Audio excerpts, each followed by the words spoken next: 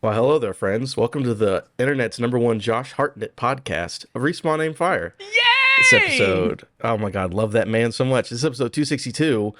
This is actually Respawn Aim Fire, Kick-Ass Reverent gaming podcast from Affable Idiots. I'm one of your hosts, Adam. I love Josh Hartnett so much, Gumbert. And today I have with me Chad. Give yourself a middle name, Michael Ennis. 40 Days and 40 Nights starring Josh Hartnett not coming. Ennis. I just can't. Reading that Wikipedia article about what happens in that movie. Yeah. Man, people had a thing for raunchy, erotic comedies. 2002 is a wild time in America. Whew. A man gets raped in that movie. Yeah. Insane. Well, I guess forced to come by his coworkers. Listen to what I just said. Yeah. That movie is about a man's coworkers trying to force him to come for 40 days. Yeah, and it's not like he works at like a place where he's a gigolo or a go-go dancer. He works a regular American job. Just an office job. Yeah. So like, let's make this man come. Insane. You catch us live on twitch.tv/AffableIdiot Sunday evenings at 8:30. YouTube and podcast services 9 a.m. on Tuesdays in the morning, 9 o'clock. Upcoming. Look at this show. It's the big one. This is the Big Time Rush Summertime Gaming Shows event show that we're talking about. Big Time Rush Gaming Summertime news. Hot!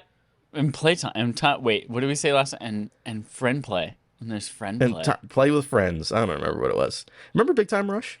You ever watched No. Let me do a quick Google image search for Big Time Rush. I believe they were a Nickelodeon or a Disney boy band. They are now Or a something show in about a boy 2022. They had a virtual reunion, just like everyone fucking did during COVID. Yeah. Oh, they have a Forever Tour. Nickelodeon. Oh, these guys look like they were popular in the 90s. It was a TV series from 2009 to 2013. Yeah, it was a Nickelodeon show about a boy band that Nickelodeon made up. I don't know. SpongeBob wasn't in it, so I didn't watch it.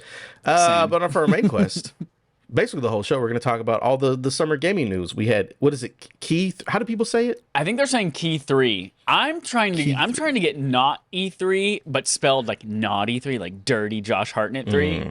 Like, yeah. That's what I'm trying, not E3. Naughty 3. Naughty 3. Gotcha. But we're gonna go over all the big shows. So we've got Summer Game Fest from Mr. Keeley himself. We have the Xbox Bethesda Showcase. And then we've got a little bit from Devolver. And then I'll mention the other ones that happened. But you know the big ones. And we're going to put it up right here. Segment from Adam. Segment from Adam. Segment from Adam. This is an energy. So whenever we're going to read through all these. Because you watched them all live, right? I watched Summer Game Fest, Devolver Digital, and Xbox, yes. Okay, the big ones we're talking about. Yeah, because there were a million shows. Right. So for segment for Adam, we're going to read through all these things. Again, we're going to read through everything that happened. We don't have to stay on everything. Some stuff we can skip. Some stuff we can go in depth. You know how this works. This entire show is basically just going to be going over these 3 shows. At the end, we'll give it a grade. Be like, how do you think this was? And we'll just grade it. And then we'll do a ranking. Everyone loves grades. Everyone loves rankings. Boom. We've won the internet. So, we're going to start with Summer Game Fest. Again, Mr. Keeley's thing that he did on Thursday. And fucking 1 in the afternoon. Or like 11? It was 11 morning? Pacific time, yeah. Freaking. All right, Keeley, get that together. Silly. But we've got the full breakdown. Again, all this stuff is from either us watching it or some stuff's from IGN. Just like a breakdowns and little extra interviews if that happened. So, these aren't in order of how they happened, but this is in the order how I'm going to talk about it. So after leaking before the show, Naughty Dog has officially announced the remake of Last of Us and will be released on PS5 on September 2nd, 2022, with a new enemy AI based on The Last of Us Part 2, 60 frames per second performance, new combat options, and more. I'll go ahead and do the second one because it's also The Last of Us. We have finally learned more about the long-awaited standalone multiplayer game set in The Last of Us universe. Have been given a piece of concept art that teases what fans can expect from the game. The game will feature, quote, a brand new cast of characters and looks to take place, at least partially, in San Francisco. While it is great to learn more about this game, it was confirmed we won't learn more about this multiplayer title until 2023. So, again, this got leaked like I don't know if it was the day before or hours before. Or It was whatever. a couple hours I think, before, yeah. Yeah, PlayStation like put it on their website, like Last of Us Yep. remake. It's like, oops, sorry, Jeff, and he's like, oh, great, wonderful emoji eyes or whatever. I guess we'll go with Last of Us remake first. How you feeling, Chad? I got a feeling you might enjoy this. Watching this whole segment. It was like a 5-minute segment with interviewing Neil Druckmann and Ashley Johnson and Troy Baker. And they also showed off a still from the TV show that's coming as well. Like that whole Last of Us segment made me just like my 7th grade history teacher watching Josh Hartnett in Pearl Harbor. I was wet. I was very wet. And I'm one of those people that like The Last of Us is something that I will continue to play several times throughout my entire life. And I'm not going to go back and platinum the original one because the platinum is a terrible trophy list. But I'm very excited to be able to play that in the definitive way. Like they have like the PS4 Pro version of the remaster with like the upgraded frame rate and stuff like that. But to see this from the ground up, completely redone, and seeing the trailer by itself, I was like, oh man, that looks beautiful. But then seeing the comparisons that they did slightly afterwards, comparing the first one or the remaster to the remake, I was like, holy shit, it's amazing the strides they've been able to make between generations. And of course, throw on all the amazing things that Last of Us Part 2 brought, like the new AI from all the enemies. I'm sure the contextual animations and all that kind of stuff that was really groundbreaking with that game. And I cannot wait to play it again. Even if it's full price plus more, I will pay that gladly to play that game again in the definitive way. Are you telling me you would spend $180 on this video game? I said full price plus. I'm not as crazy as Matt from Rhode Island, but full price plus, I will play this game faux show. Because it does come with Left Behind, which is DLC. Yeah. So it was already plus. But it doesn't come with factions. You're right, it does not come with factions, but no one played factions anyway. And you're wrong. I played factions. Okay, you played factions, and anyone who wanted the Platinum Trophy played way too much factions. But it was not a worthwhile experience for this particular remake. So I'm very excited for it, and I honestly am also hoping that we see a similar. I always want Here's my opinion on things. I want to be able to play things in a modern way whenever I want, and that means if it's an old game that's clunky as fuck and it's difficult to play nowadays, I want a new version of that game that makes it accessible, that makes it easy to play, that makes it like worthwhile for me to play, rather than me having to suffer through some 30-year-old control scheme or whatever. So I'm all for remakes that make them more modern and continue to do that as we go and develop all these brand new mind-blowing technologies. So go for it. And if Last of Us Part 2 gets a PS5 port as well, not just like a patch that makes it run a little bit better, like if it gets a full ray tracing, eat your eyes with wonderful visuals update, I'll buy that again too. Mostly just to support all those Sony first party devs too, because I love everything that they do.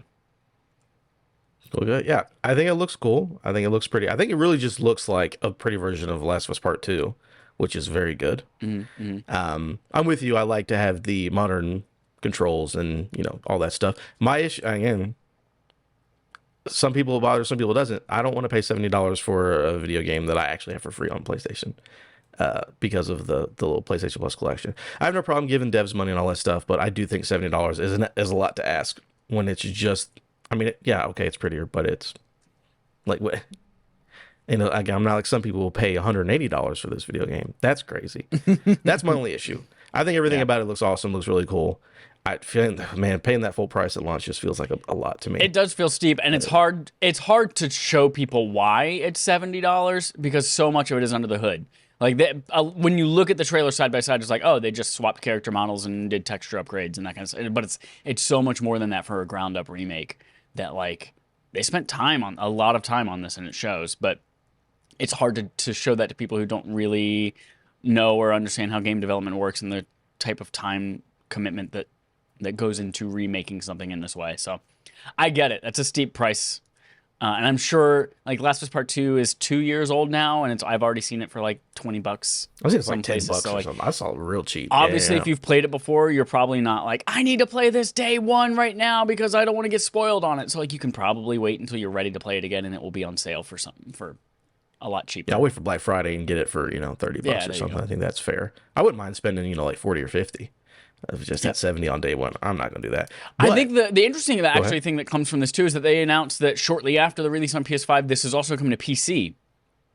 Yes, that's And true. I do not think that they're going to release part 1 on PC and put out a TV show and not put part 2 on PC. And so Part 2 whatever will be on PC eventually. I don't know when, but it definitely will be it coming will there be, for sure. but whatever updates they make for the PC version of part 2, I imagine we might see a PS5 version of that as well with all those same updates for part 2. So I would love to see that as well. That'll be cool. Yeah. I forgot about the PC thing. That'll be nice for people to be able to play that over there. It'll look even better, be even cooler. Yep. But for me, again, I do think that, we'll get to when we rank at the end. The show for me was like, I think the Last of Us stuff was some of the best stuff. I think that's why they saved it for last. But especially them talking about whatever this multiplayer thing is going to be. Again, we didn't see a lot on it, but they've had interviews and they've done blogs and they talked about it. Like, man, I'm really excited for that Last of Us multiplayer. Whatever that ends up being, I think them taking so much time and like this is going to be its own thing. We're not just going to include it as part of like DLC for 2. Yeah. Really excites me. We're not going to hear anything about it for a long time. We probably won't come out till late next year at best, but I am extremely excited for whatever this Last of Us multiplayer is because I actually did enjoy Factions. I didn't even do it for the platinum. I just enjoyed it. So them like taking time to build out a whole thing, I'm all about because I just think the idea that's fun. I also feel like it could be. I get the idea that it's going to be like this big, like shared, expanding, evolving world that everyone's kind of in, rather than just like, hey, we're going to do deathmatch with Last of Us characters. Like, it's going to be this like kind of open world shared experience thing. I feel like where you might be able to join up with a team of people and have your own outpost or something like that's the kind of thing that I see this kind of being. Especially when they were talking about how big they're like it's bigger in some ways than any other game that we've ever made, including Uncharted 4 and Last of Us Part 2. So like that's what I'm really pumped to see, rather than just like kind of what Factions was, where it's like we're gonna do deathmatch, but with Last of Us property. Yeah, very cool. I think from here it goes downhill, except for the one thing that I really like. But I kind of agree. Yeah, a new gameplay trailer for Street Fighter 6 is revealed that Guile will be returning for the latest entry of the legendary fighting franchise. Okay, yeah, we already knew about Street Fighter 6. They showed us a character who's got really big hair. Okay, cool. This I thought was interesting, which came later. So according to GameSpot's Timur Hussein, who got a chance to play the game during Summer Game Fest live days of play, Street Fighter 6 uses rollback netcode, which what does that in mean? layman's terms, it means that the multiplayer is good. So you know how Smash Online sucks ass? Oh yeah. It's a big old dookie sucker. There are some fighting games the online's really, really good. That's what rollback netcode. From my understanding, it means like, oh, the multiplayer is actually good in this fighting game. Got it. So that's what rollback netcode is. In addition, popular fighting game YouTuber Maximilian Dude revealed the developers told him the game will feature crossplay as well. Oh, so, very nice. I think that's both of those things are way more interesting than here's the man with the big hair. Right. Exactly. And it's especially because like we know the game exists, and surprise, a tentpole character in a Street Fighter game is going to be in another Street Fighter game. Like, okay. Do you think Ken and Ryu are going to be there? I don't know. I think the Ryu in this game ate the Ryu from the other game because he bulked up. He's a big boy. He's a big boy. So like I said, I think that the other stuff is more interesting than a new character, but yeah. It's going to play good, and crossplay will be awesome. Probably explains why they put it on everything too. Yep. Let's see this one. All right, a brand new games in the universe of the Aliens franchise will be arriving in 2023. The trailer ends with Marines fighting xenomorphs from top-down perspective, potentially hitting what the gameplay will look like. I don't know why they keep making. I love Alien. Yeah. We've talked about Alien plenty on this podcast. We just keep getting random like shooters that.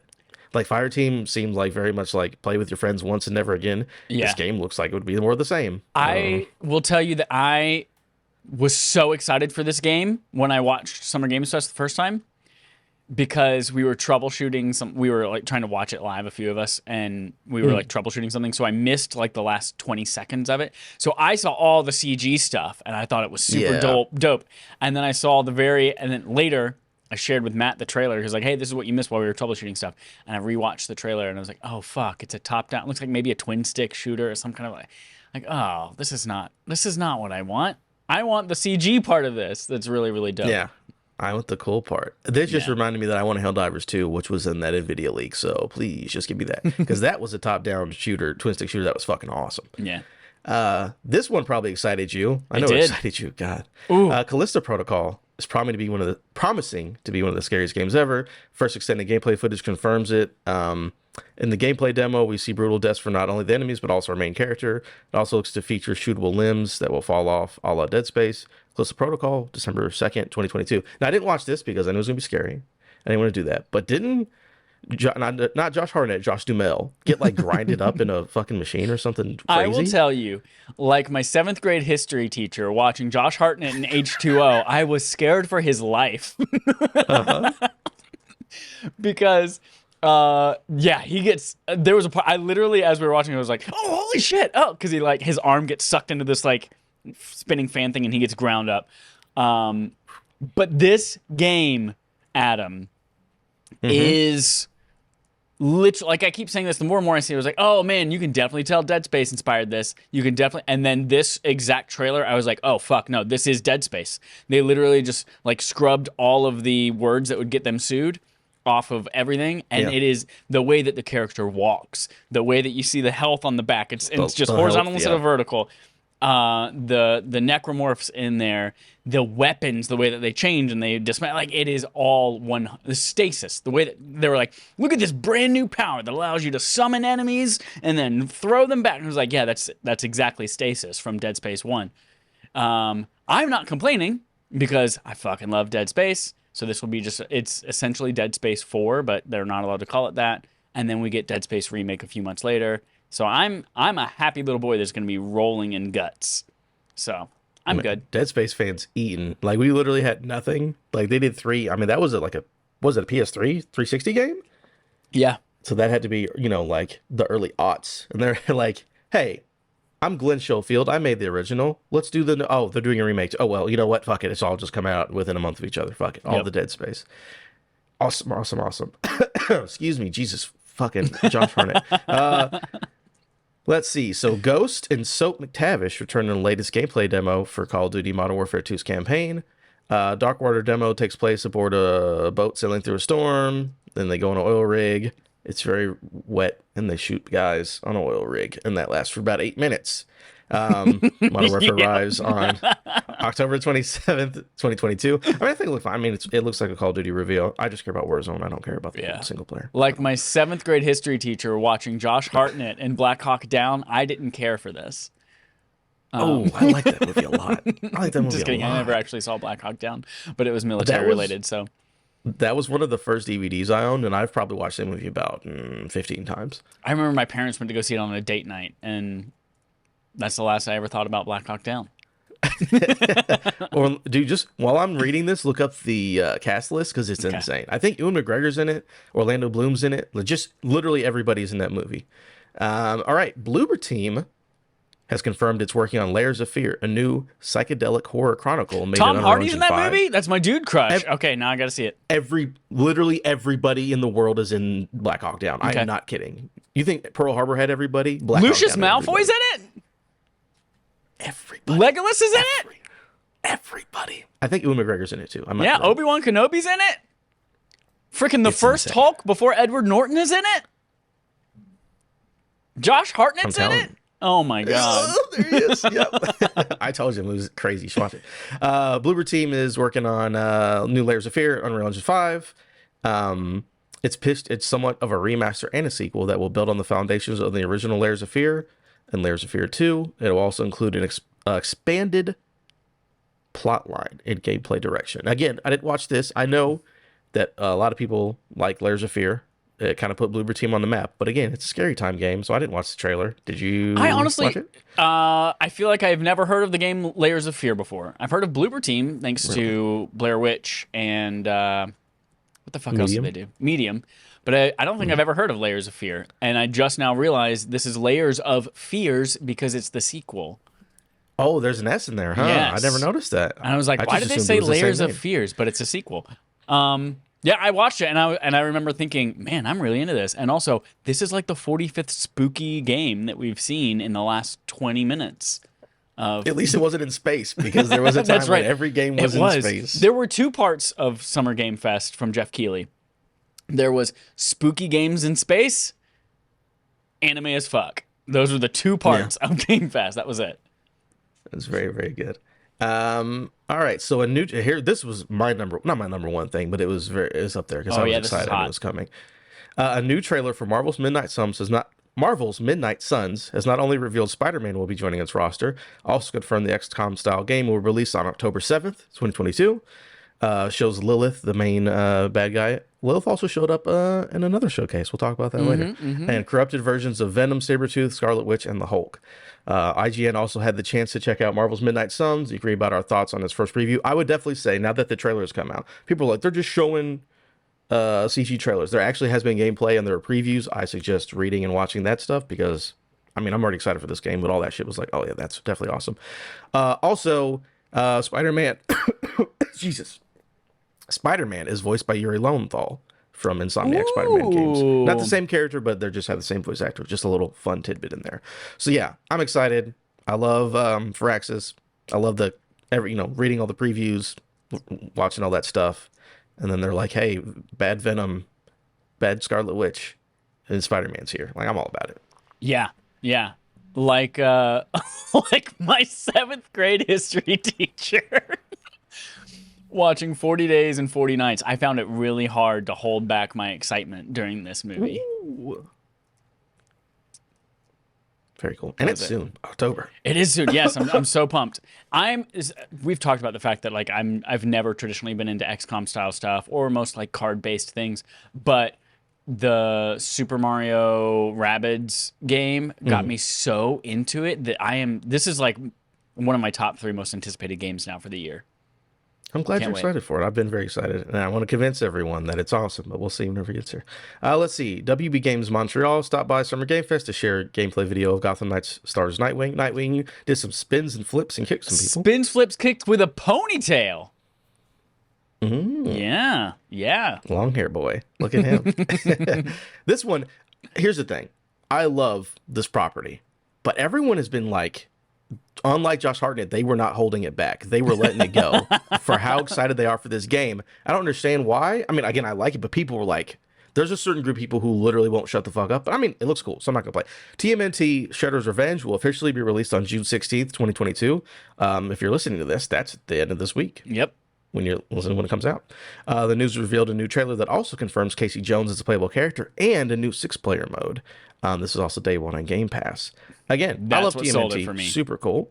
Yeah, I was just playing on Game Pass. Super cool, but people were like jazzing all over the place. And I'm like, hey, good for you, man. But I'm excited. And then especially being on Game Pass. Like, oh, easy. I'll definitely play it. I already wanted to play it anyways. Now I don't have to pay for it. Even better. Yeah.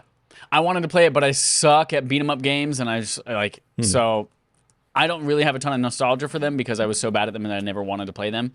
But I was like, I kind of like Teenage Mutant Ninja Turtles, but I'm also not a huge fucking nerd. So I'm not going to freak out. Just kidding. Love what you love. Love is love. It's June. Even if it's a turtle. Yes. Love what you love.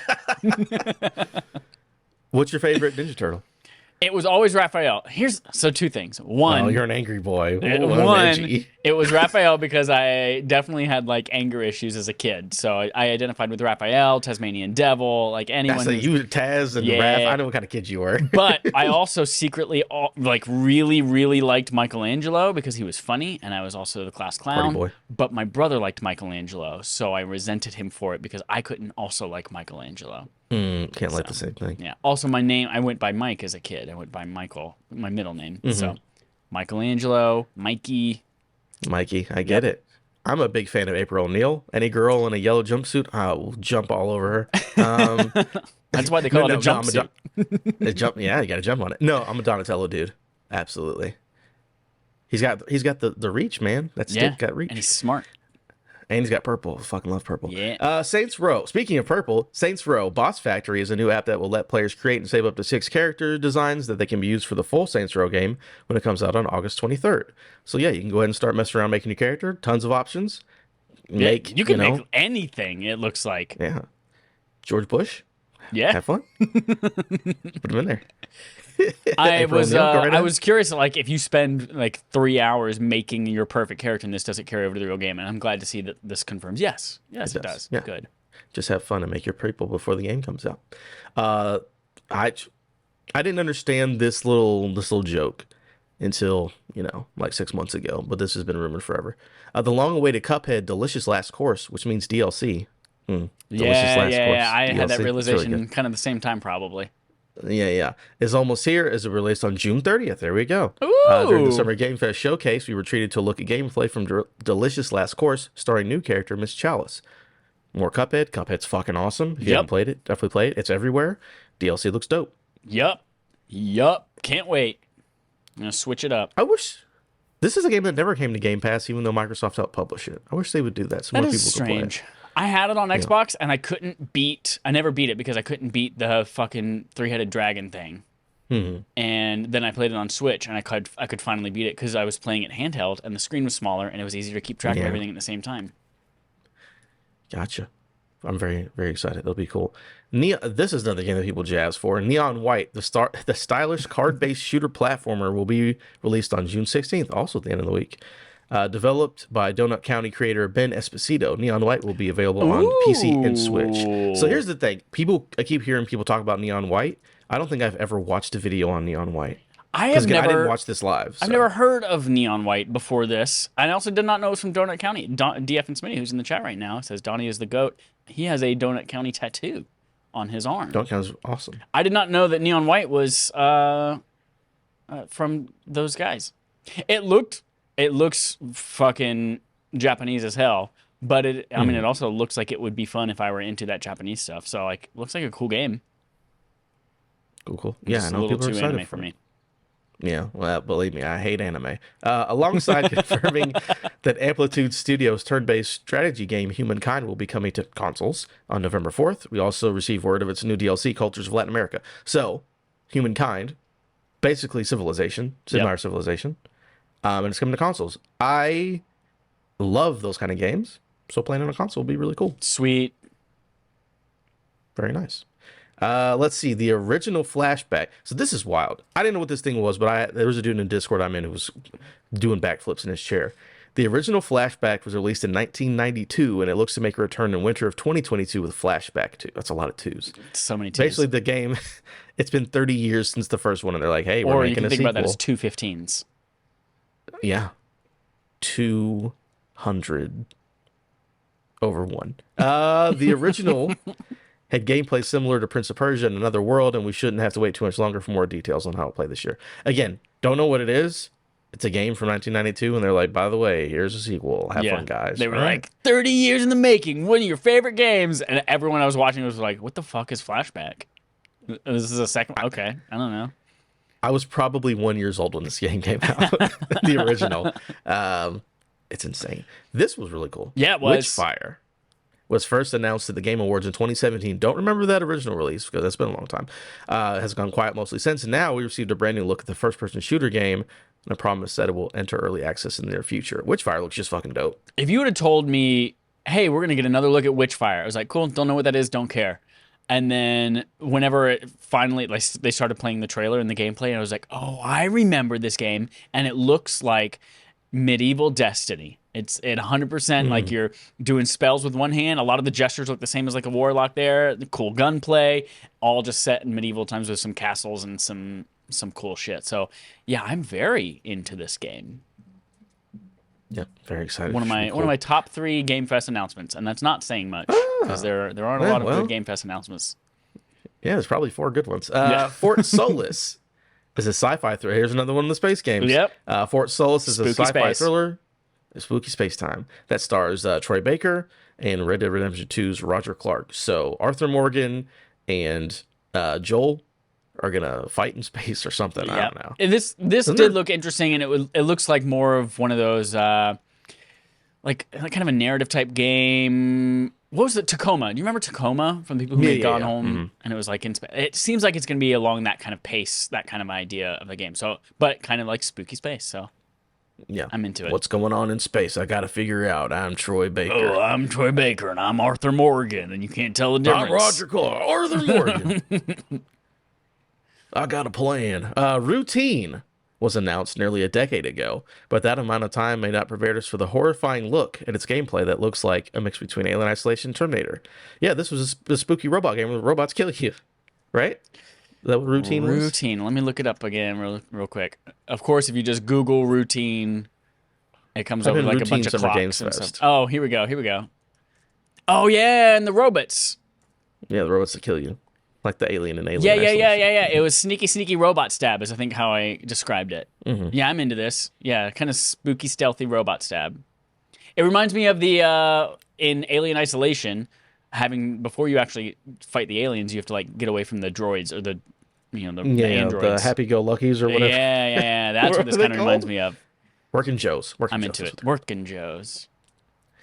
Very cool. Let's see. So Frost Giant, a studio consisting of ex-Blizzard staff, has unveiled their new post-apocalyptic RTS Stormgate. While we only saw a trailer, it showed an archaeologist crafting an ancient shield from artifacts. Luckily, a mech-clad ally swoops in to save the day. Stormgate will have a beta in 2023, free to play when it releases. Yeah, I think it's like a 1v1 RTS or something like that. Yeah, they mentioned that like there will be. So it's from the creators of like StarCraft. And that made so much sense whenever I finally heard it. I was like, what is this? It's kind of cartoony looking. And then they're like, oh, in StarCraft. I was like, okay, I know exactly what this game is now. But yeah, they said they will have traditional 1v1. They're also going to have like larger 3v3 modes and that kind of stuff for it too. But yeah, free to play. That's a interesting Can't complain launch about for that kind of title. We will see if it lasts longer than what was the Amazon one? Oh, The Amazon made yeah, they got shit canned. If you type in Amazon cancel games, there's gonna be so much. Yeah, stuff. it's gonna be like here's the whole Wikipedia page about all of them. Excuse me. God, this is wild. I love the way that they wrote this article. Before you check, there is no Goat Simulator 2. However, that didn't stop Goat Simulator 3 from being announced with the Dead Island 2 parody trailer. Didn't see any gameplay, but it looks to feature all the wild antics from the game's favorite goats once again. So yes, Goat Simulator was a great time. The game's insane and wild, and they made straight to 3. This was the best trailer of the whole event. Oh yeah, I knew as soon as that person started like zipping up and was like, this is the Dead Island trailer. Did Dead Island ever come out? I don't remember. This is exactly a parody of that. I freaking loved it. It was great. yeah. Except for zombies, it was goats. Yeah, it was just goats jacking it, headbutting, dude. And he headbutts them at the end. He's like, yeah. God, I love Goat Simulator is a good time. You haven't played it. It's just like Tony Hawk silliness, but you're goats. It's wild. It's crazy. Warhammer 40K Darktide received an extended gameplay trailer that showed off more of the sci-fi follow-up to Warhammer and Vermintide. It's a day one Game Pass game. It comes out September 13th. Excuse me. Why does this game look great? And why have I always assumed that Warhammer was an RTS game? Because Warhammer literally makes about 3 video games a year. So there literally are RTS versions of Warhammer that came out this year. Warhammer. Okay. What is it? Dawn of War, Warhammer 3. There was a Warhammer game, an RTS that came out this year. So that's why you think that. Got it. But yeah, Warhammer 40K is just the sci-fi version of the fantasy stuff. So this one you run around and you shoot aliens on a spaceship. It looked fun. Like it looked like a good time that I would want to team up with some fun friends. Day one Game Pass. Hell yeah. Absolutely. And yeah, I mean, I love Vermintide. And it's just like, oh, we're just, instead of fantasy, we're doing sci-fi. I'm like, oh yeah, I'm here. Vermintide was already good, so let me just do that. It's basically Left 4 Dead, but all right, fantasy sci-fi. So all good right. times. High Water is an upcoming action-adventure game that aims to let players explore a world ravaged by the effects of climate change. Super fun. I already don't remember this, but it doesn't sound fun. I think it's like a dude in a big yellow suit, and there's like floods everywhere or something like that. Oh, yeah. Yep. So he's like the world is flooded, and he's going around on a little yellow raft. And I remember after watching the trailer, I was like, I have no idea what the fuck that game is. You know what it is? He takes off the mask. Al Gore. I told you so. I told you so. Despite not featuring much gameplay, we did get a good look at the upcoming One Piece Odyssey game starring Monkey D. Luffy. Is that Luffy's name is Monkey D. Luffy? And many of the favorites from the anime. I don't care about One Piece. Let me be honest with you. One Piece fucking sucks. I'm glad it's finally... One Piece is someone told me... I don't know if this is true. I think One Piece is about to end after like over 1,000 issues or some shit like that. They're like, we're finally getting to the final arc. I'm like, oh my, why is there so much of this anime or manga or whatever you want to call it? Oh God, I don't want to make fun. People like it. It's very popular, but I've never. They're like, oh, watch 400 episodes. It gets good. No, thank you. In August 2019, Oda said that according to his predictions, the manga will end between 2024 and 2025. What is this? Ending after 25 years. Jesus. You have fun with your stretchy arm pirates, I guess. This started the second half of the presentation, the anime as fuck part, where I think I was just on my phone for most of it. Here comes more anime. Those who can't get enough of Genshin Impact will be happy to know Hoyoverse just shared more of Honkai Star Rail and Zenless Zones. Genshin Impact got more stuff, guys. But this is not. This is two things from the creators of Genshin Impact. Zenless Zone Zero has a cool like ZZZZZZZ logo. All that blurs together. It's just one big purple milkshake in my mind. I don't know the difference between any of that stuff. Purple milkshake. I have an ooze. Yeah, exactly. Nightingale, though, upcoming survival game from Aaron Flynn and Inflection. Summer Game Fest fans gave an extended look at the game in action. This is like Victorians go to the Feywild and you survive and craft and stuff. Yeah. I was into this. It looks interesting every time I see it. I can get down with that. This one, everyone apparently go play this demo now because apparently this game beats ass. Okay, you can talk about it then. Metal Hellsinger received a new gameplay trailer and showed off more of the music-based rhythm shooter that has music from Heavy Metal Legends as System of a Down. And there's a demo. So you played demo. What's going on with this game? I played the demo. So this game, it kind of looks like, to me, it is Doom, but if you mix it with like Guitar Hero / Beat Saber / whatever, everything to the rhythm. You got to fight, you got to slash to the rhythm, shoot to the rhythm, reload to the rhythm, all that kind of stuff. Something has to be wrong with my setup in that I had the same problem I had with Patapon Remastered where what's going on the screen and what's going on my controller do not sync. And it was a terrible experience. And they're like, hey, let's calibrate it, especially if you're using like wireless audio or headphones. Or whatever. Yeah, that you can calibrate your video latency and your audio latency. And it's like, all right, we've calibrated for that. But it was so difficult to land perfect hits. I was missing like crazy. And the time, like, I hit my finger on the button when I'm supposed to slash, and it's calibrated for that delay. But then the sound, like, that hits at the right time, and then you hear the sound of the sword slashing afterwards, slightly after that, and that's not on the beat, and so that throws off. It was not a good time for me. I was very bad at it. It also seemed like Doom 2016 versus Doom Eternal. Doom Eternal was a little bit better about this, but Doom 2016 to me felt like I'm going to go into an arena and I will just sit there and they'll throw waves and waves of enemies at me until I'm done with this room. And then I'll move to the next room and I'll do the same thing. That's what this felt like. I go into a room, a very small room comparatively, and I just fight the same types of enemies for a few minutes until they're all cleared out, and then I go to the next one. So I was high on this game going into the demo and very, very low on it coming out of it. But that might just be some kind of weird setup experience that no one else has. Yeah, if you think that it was on beat, you definitely would have had a better time for sure, right? Yeah, and this is coming from someone who is like a Beat Saber pro, so it's like not that I'm bad at rhythm things. It's just that it's been a while, bud. But no, very cool. Yeah, I hope either your setup gets better or they somehow make a way to calibrate that better because it does sound like a cool idea. Warframe universe is about to get much bigger. Open world expansion. I don't mean to try to say these Warframe words because God, they don't make any sense. New trailer at Summer Game Fest. More info next month. People fucking love Warframe, and they're doing an open world expansion. So my favorite part of this announcement is what's her butt from Warframe was on stage and she was talking about it. What's her butt? I don't remember her name, but Jeff was talking to her. And she's like, I might do, maybe we could say something about this. And he's like, okay. And she's like, all right. And she says whatever it is, like it's a big reveal. Like everyone's going to be like, oh my God. And so she says it. And then Jeff just goes, well, what's that? And she's like, oh shit, now I actually have to explain this. And you don't know what this is. It was like, that was one of my favorite moments of the entire show. Well, what's going on with that? What's that mean? Yeah, great. Almost as good as The Rock getting 10 minutes to talk about. Oh my God, right? He was the new Chick Hydro Man. It was Yeah, he was he is just there for super underrated. advertising. Yeah, the shit was great. Let's see. Get your first look at 2.5D indie side scroller adventure game America Arcadia. There was a side scroller game called America Arcadia. American Arcadia. Let me remember what you were. Oh yeah. I kind of did like the art style of this, but I was not into the game itself. Pass. Pass. Understandable. And so right at the end of 2022's Game Fast Live, or Key 3, as Or some people Naughty call it. 3.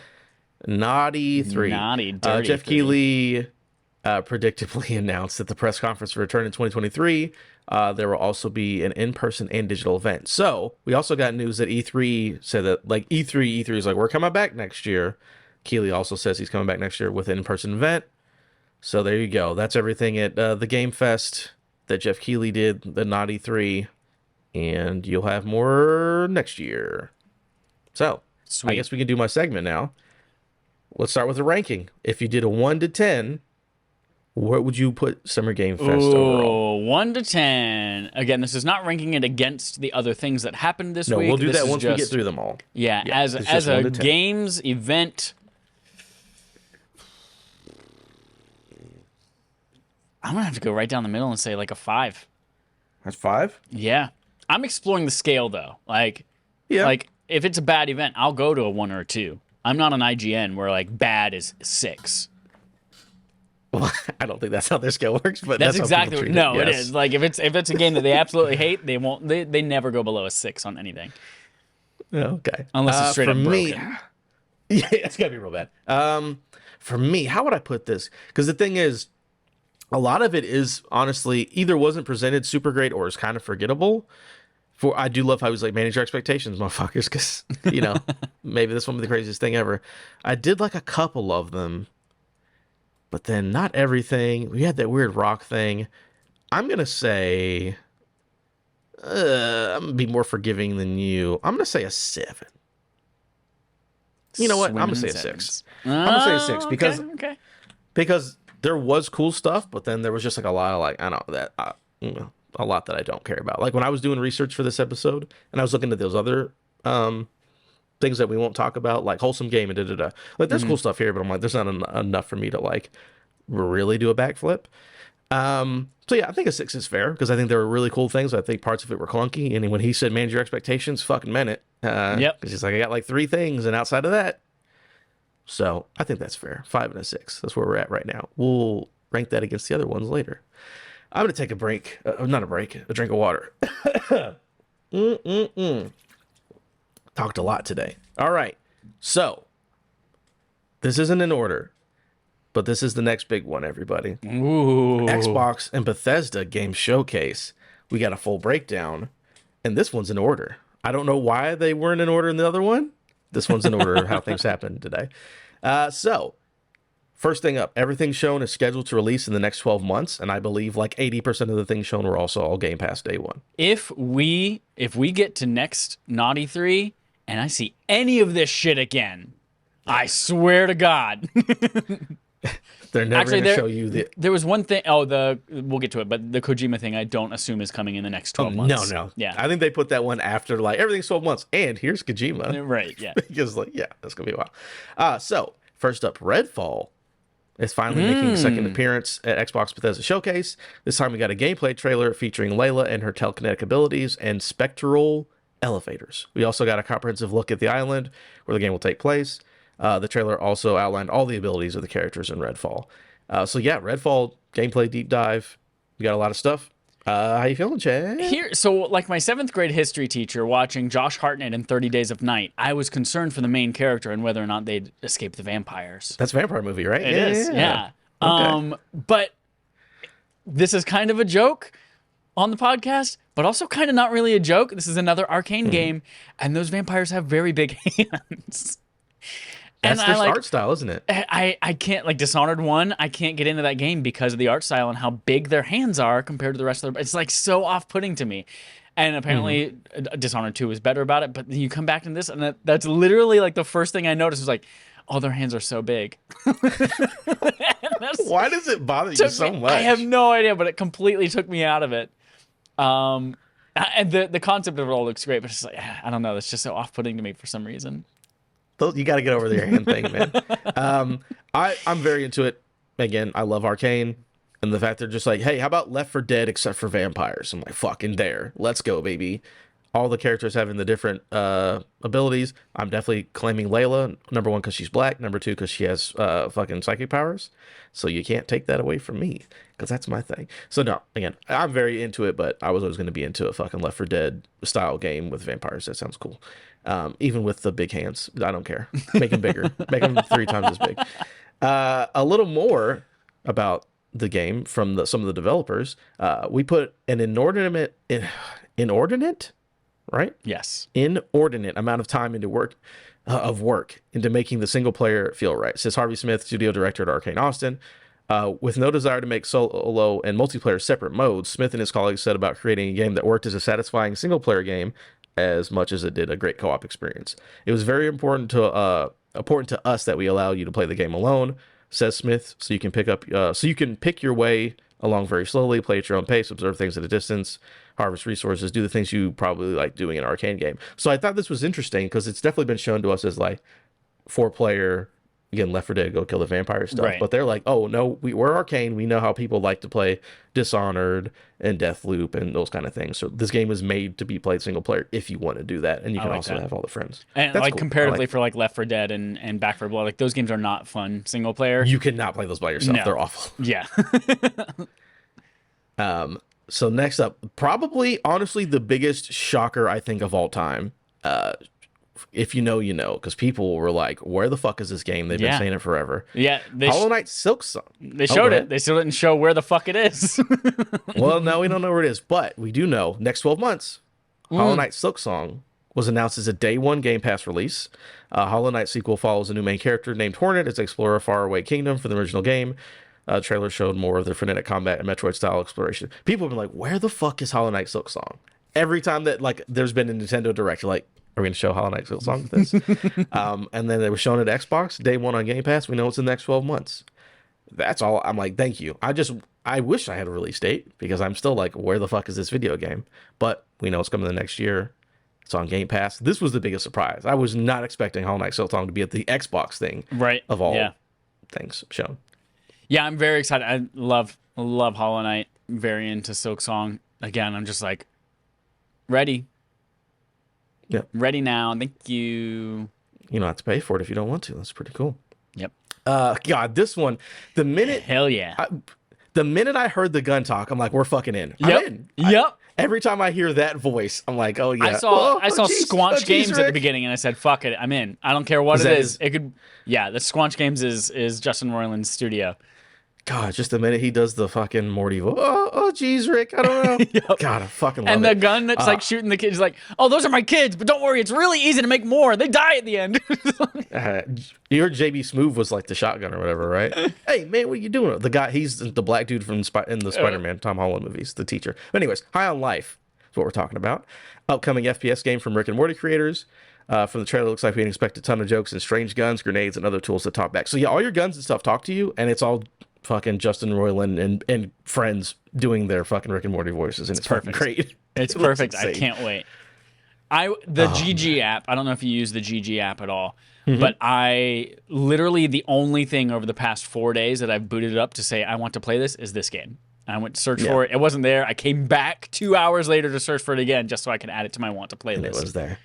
Yeah, it's just like humans are used as drugs, and then you fight back, and then of course at the very end, whenever that weird commercial is, I'm like, this is just from that episode of Rick and Morty when the interdimensional cable or whatever commercial TV. Oh my! I'm like, oh yeah. I'm into my eyes, Johnson. Are my prices too low? I don't know. I hope they aren't. So fucking good. Yeah, that was great. I love that. Let's see. Excuse me. This one was wild. This is big. Yeah. This is a big one. Microsoft announced Riot Games' biggest titles are coming to Xbox Game Pass soon. We have a sizzle reel trailer of games coming to the service. Will include League of Legends Wild Rift, Valorant, fucking all the Riot games, all the games that have 20 million players that I don't play. Now, while these games are technically free to play, locked agents, cards, and champions will become free purchases when it arrives to Xbox Game Pass. So yeah, I believe this is specifically for because some of these games are mobile, or yeah, a couple of those are mobile, Right. and then the PC version. But yeah, you just get all the heroes and stuff because that's the thing is these are free to play games. They're very big, but I know like League of Legends just got like 180 characters or whatever, and it's like, oh yeah, you can just have them all and go get yelled at because you suck at the game. But hey, I think I'm probably gonna play Valorant now because I have PC and I can get all the agents and I can try to get them. We'll see. But that's Yeah. a big one. Like, hey, the biggest game company in the world, we got all their stuff for free, part of our service. Yeah, that's huge. This was also I racked my brain for a good 12 seconds trying to think. But I think this is the first time that Xbox Game Pass has not only included console and PC but also mobile stuff. And like directly tying into mobile games. Not Directly games to mobile stuff? streamed, Yeah. but like League of Legends Wild Rift is a native mobile game. And it now has Game Pass integration. So like I think you might be right. that's a big platform that they're jumping onto. That's very cool. That's a big get. Let's see. Today, we also get a new, longer gameplay trailer for A Plague Tale Requiem. From the trailer, it's clear the story will take a darker turn as our protagonist. How do you say her name? You know, you love this game. Amicia. Darun becomes crueler and more aggressive about killing your enemies.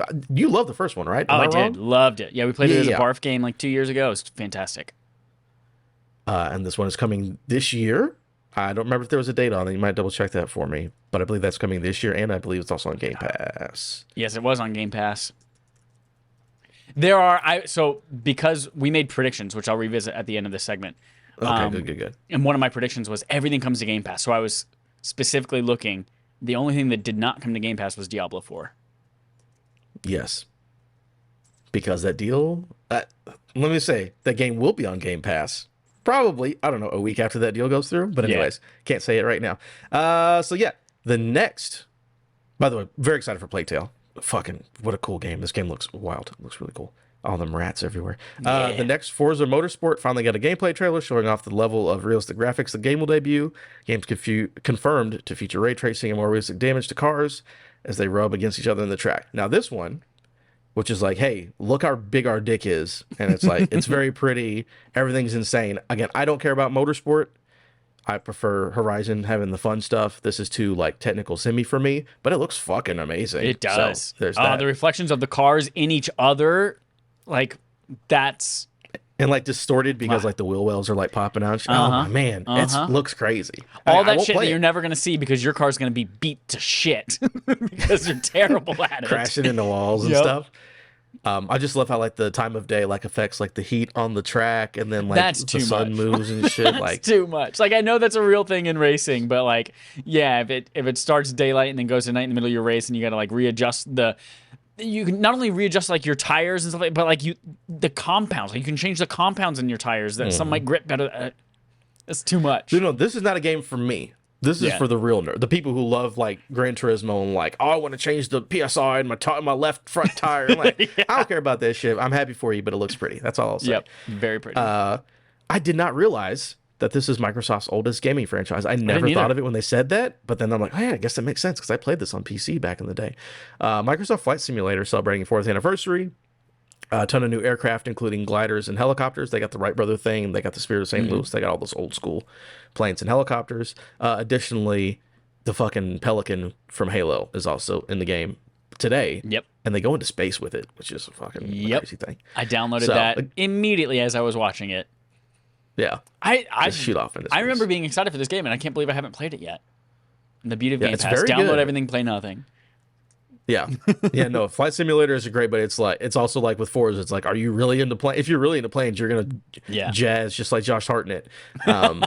If not, you know, it's a simulator, but I think it's pretty good. This one, I forgot, again, basically, I love how this showcase is called the Xbox Bethesda Showcase, but secretly also Activision Blizzard. Right. They just can't say it yet, but it's like, it's Activision Blizzard.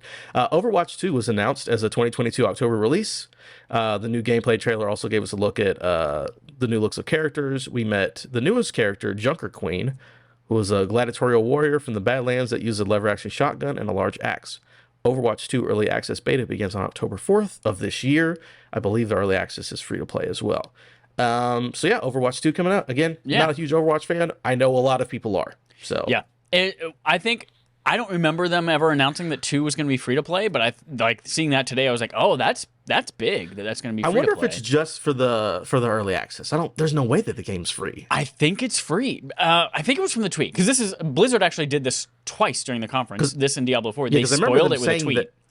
Yeah, I remember them saying in the conference it was free to play, but then they also only talked about the early access beta. But is the full game free to play? I mean, you're going to look it up for me. I'm looking. If it is, that's wild. Because I mean, they'll make plenty of money doing cosmetics and stuff. They'll be fine. I also like the new girl. She's basically Australian girl with an axe and a gun. Yeah, so it's free to play. It's free to play and has early access. Both. Wow. They're going free to play with Overwatch 2. Look at that. Free to play and so cross-play. I guess that one technically is on Game Pass because it's free. Yeah. All right. So, that's a big one. I know people are excited. Maybe I'll get into 2. I don't know. We'll see. Announced just a few days before, Ara History Untold is a turn-based historical grand strategy game. It'll be available day one on Windows PC with PC Game Pass. Though the release date hasn't been announced yet. This is also another, hey, Civilization? Here's a Civilization game. So being on PC makes plenty of sense because they like it there, and it'll be on Game Pass. Again, if you're into it, you like it, what's up. Let's see.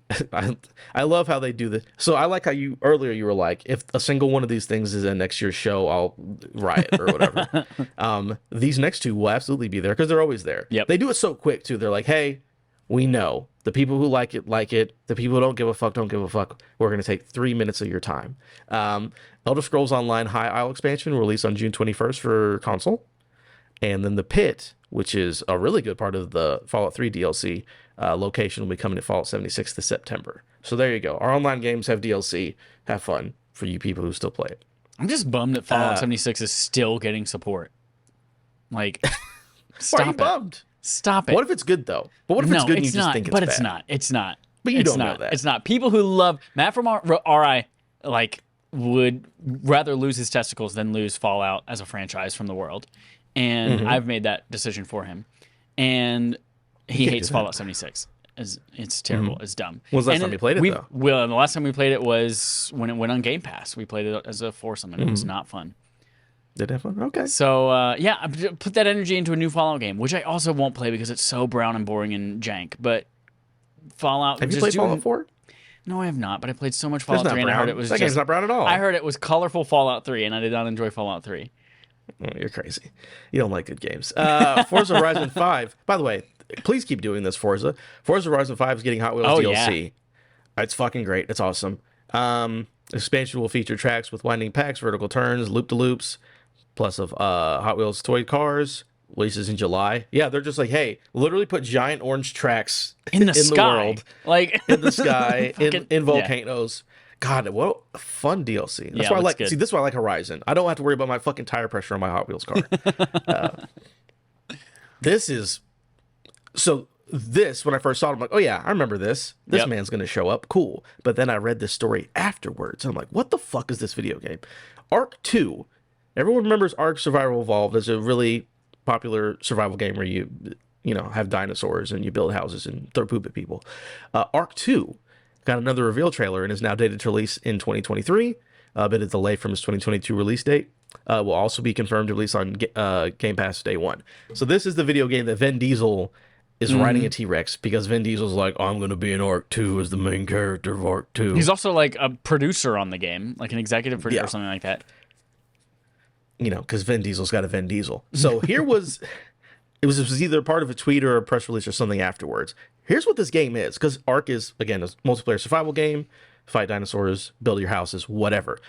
Dude, let me tell you what the fuck Ark 2 is. It's not that at all.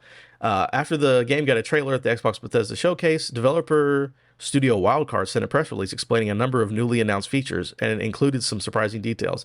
The biggest is that the game swaps from first person to third person, promising advanced character traversal mechanics, including mantling, free climbing, parkour, sliding, and swinging. Connected to that change is a promise of melee combat similar to Souls games, offering target lock, block, dodges, combos, staggers, and special attacks, with a focus on player skill. Ark 2 will also include an entirely opposing AI force called the Aritai, who hunt and attack you while riding their own tame creatures as they seek to drive human interlopers from the world. What? That'd be like if you're like, hey, Minecraft is a cool thing. How about Dark Souls next? That doesn't make any. This game doesn't make any sense. I mean, maybe it'll be cool as hell, but they literally like, here's a multiplayer survival game. You play with your friends, you ride dinosaurs, and you're like, now it's third person, and we have Dark Souls, and you have to fight dinosaurs with Dark Souls combat. What? Yeah. What? Big U-turn or right turn. I mean, cool. I mean, if I get a fight against if I get a like backstab Vin Diesel for a critical hit, whatever. If everyone can play as Vin Diesel and it's just like a big giant mob of Vin Diesels fighting each other, I will play that game. Yeah. Could you imagine you've been invaded by Vin and he comes in and he's all red? Because that's what happens in Dark Souls. You get invaded. It's a good time. All right. So this game upsets me. We get a first trailer. We got a first look trailer at the extremely graphic and wet gameplay of Scorn. Why'd they put that in there? H.R. Geiger inspired world features plenty of fleshy gore with every surface and character being made of skin, organs, and bone. Scorn was also announced to release October 21st, day one Game Pass. So we've seen this game for a while. It's very pretty. Again, it's the techno organic stuff. Like the Geiger was a weird dude. They're like, how about we make a video game about that? It's just like bodies stuck in like metal and like umbilical cords, and I'm not a fan, but hey, it looks pretty. It looks very pretty. I remember this was shown off at the Series X like reveal, I think, as like one of the very first games running on and so I was confused at this one. It said first look trailer. I was like, wait a minute, is this a new game? I thought nope. Okay, got it. That game just still hasn't come out. Yeah, I'll probably play it. It's just, here's the thing. Again, love Alien. But when you look at the Geiger sketches of what Alien's supposed to be, it's a lot more phallic, a lot more penises and vaginas. And I didn't realize that it's supposed to be, I hate mechanical organic stuff. It really bothers me when it's like, oh, like because it's not just like skin. It's like, here's the insides of a creature coming out of like a metal contraption, and it's one creature. I don't like that at all. Because the alien's supposed to be like, its face has got like tubes on it, but you can't really tell it's all black. So it's just like, that could be organic. That's not a big deal. But then you look at his things and it's got like metal and fucking, ugh. I mean, have fun playing it, but I can't deal with it. Flintlock. The Siege of Dawn is a third-person action RPG in which you wield both guns and melee weapons. Released in early 2023, available on Game Pass. This game looks really cool to me, just because it's like, hey, you go around and you swing an axe and you shoot things and you got magic and you got a fox with you. Looks like a cool game to me. I think I saw this a couple months ago. They had an early preview of it. Looks really cool. Yeah, I'm 100% into this game. I was also really curious. It's like, what does that fox do? Because I think we went through the whole trailer and we never saw it do anything other than just be cute. And I was like, I'm okay if you just have a cute fox following you around, but like, what does it do? No, whenever there's a little yellow triangles, the fox like teleports you into the triangles. That's it though? It's like a magic fox. I think that'll help you kill some. Yeah. Minecraft Legends is a new action strategy game coming to Xbox and PC early 2023. Seems you'll be leading minions from sheep to creepers against invading hordes of piglin from the nether. So it looks like an action game for Minecraft. Cool. Not a thing we'll play, but no. Again. Well, Minecraft Dungeons was actually like a legit cool dungeon crawler. I had fun time. And I had fun time with my niece and nephew playing that.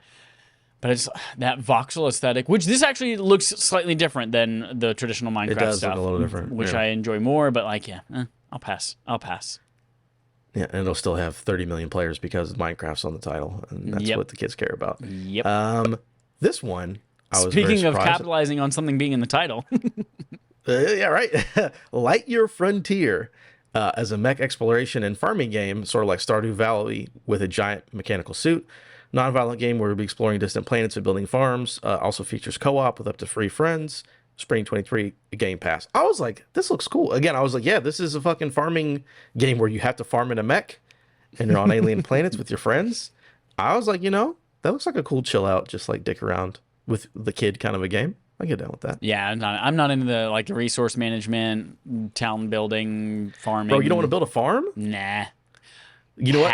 There's a town building game coming up that I know you're interested in, so I don't want to hear that. Ooh, have I forgotten something? I just didn't realize that it had town building in it, and now we know it does, and you were already interested. Okay. I love this one. Gunfire Reborn, a shoot 'em up roguelike that will release in October 2022. That's what they wrote up.